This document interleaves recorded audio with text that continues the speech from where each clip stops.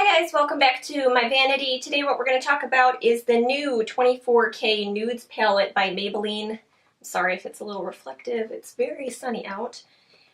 So if you haven't seen this in the stores, I believe it is definitely came out early January, and I picked it up as soon as I saw it. The reason being is I was always interested in the other palettes that they've had at the drugstore, but I heard that the reviews, a lot of them weren't very good, saying that the pigmentation was off. And they were advertising that they were going to change the formulation for this palette in particular. So I did pick it up. Let's just go ahead and get into my thoughts on it. Okay, so the first thing that I noticed about this palette, it is very hard to swatch.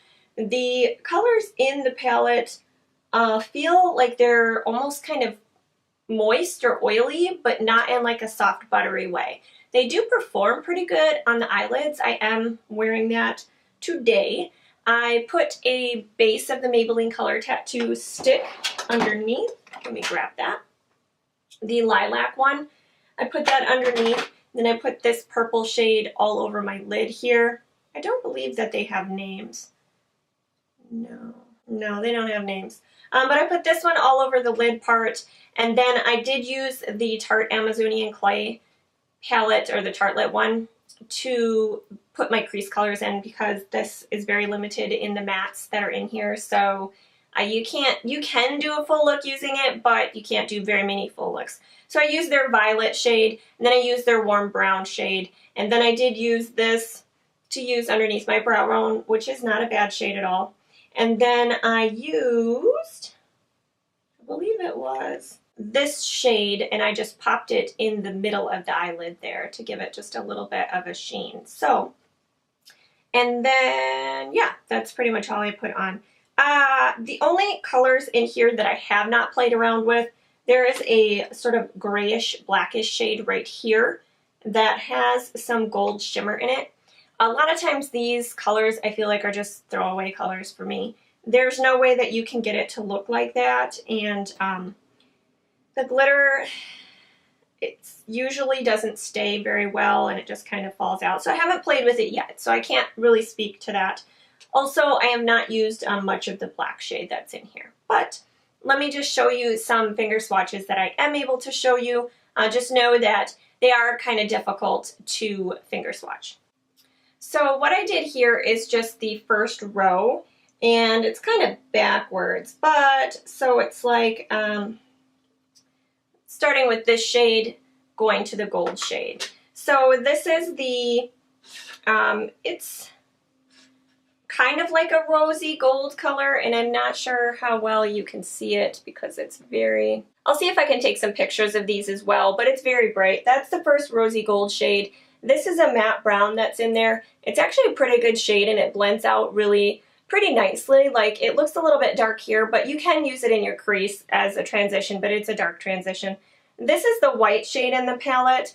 That one I'm not too impressed with. It is just sort of chunky. It's very hard to get to work, and I feel like they could have done a better job with that shade in general, because it's not a good inner corner highlight shade because it's so chunky. It just flakes away to nothing, and I'm not going to use it on under my brows. So, and I haven't tried to use it all over my whole lid, but that so far I don't like that color. This one here is the next taupey shade in the palette. Let's see, right here.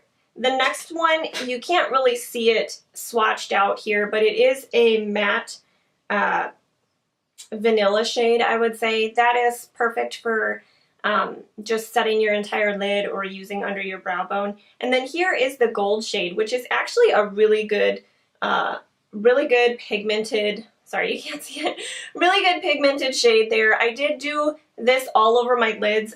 Typically I don't care for gold shadows, but I did do that all over my lid, and it turned out pretty good. I have a picture of it on my Instagram, but it was taken with my iPhone, so it's not the best quality, but you can certainly see the pigmentation is there for that color. I'm going to go ahead and swatch the next row. Okay, so here are the next 6 shades, starting off with the lightest pink metallic shade, which is here at the bottom.